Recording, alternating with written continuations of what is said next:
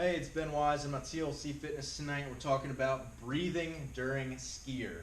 Alright, so the most common breathing technique that you're going to be using is a 1-to-1 breath to stroke ratio. So in other words, for each stroke that you take, you're going to take one breath cycle for that stroke. So in a breath cycle would just be an inhale plus an exhale, just a regular breath, right? So it'll look something like this.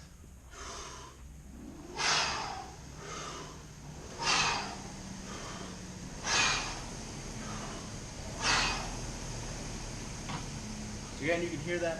That is what you're going to be using the vast majority of the time when you are on the SkiErg. Like 99% of the time, you're going to be using that 1-to-1 breath to stroke ratio. Okay.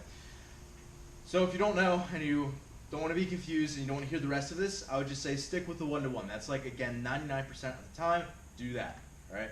There are some other scenarios where that could be maybe really hard to maintain the 1-to-1 breath to stroke ratio. Number one, if you are super tired, but yet you want to get onto the ski, you can just start moving. Like say this would happen typically in like mixed motor work. Like say you had 21 chest to bar, a 15 calorie ski, and a couple of burpees afterwards, where you know you're going to have to get into another hard effort. You jump down from those chest to bars, let's say you just did them unbroken, you're going to be breathing really rapidly, but yet you want to get onto the SkiErg and just start the movement, right? So what you're going to do is, even though your breathing's really high and you're really tired, like your lats are blowing up, so you're not going to just start like railing on it, right? So what you have to do is start on from a really easy pace, a relatively low stroke rate, and you're going to breathe 2 times during that stroke. So pretend I'm really tired, and this is what that would look and sound like.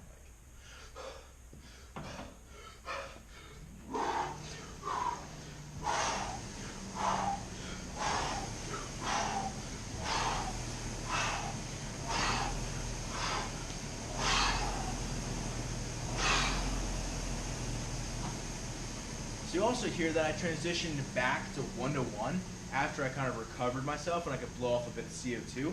I could get back to that 1-to-1 stroke rep or breath to rep ratio there, right? So again, that 2-to-1, that 2 breaths per single stroke is, again, if you're very tired in a workout, and then you can kind of build back into the 1-to-1 as you clear that fatigue, and you can kind of pick up the pace again. All right. Lastly is a 1-to-2 breath to stroke ratio. So again, what that means is you are taking a single breath per 2 strokes on the SkiErg. So in other words, you can think of it as you're going to inhale during one part and exhale during another stroke. Okay? So that will look and sound like this.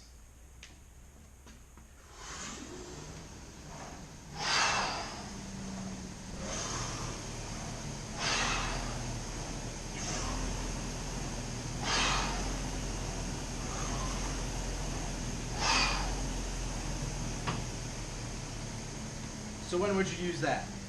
It's kind of the exact opposite of what you would use 2-to-1 for, this 1-to-2. So again, what that would mean is you're at a low fatigue setting, you're at a low pace, and you're at a relatively high strokes per minute.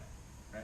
So a really long time trial would be a great time to use a 1-to-2 or transition between a 1-to-1 and a 1-to-2 stroke breath to stroke ratio. So again, all that means is that you're slowing down your breathing, and you're breathing half as much as you would if you're doing the 1-to-1. Right? So it just makes it more sustainable, more relaxed. And again, it's a big inhale.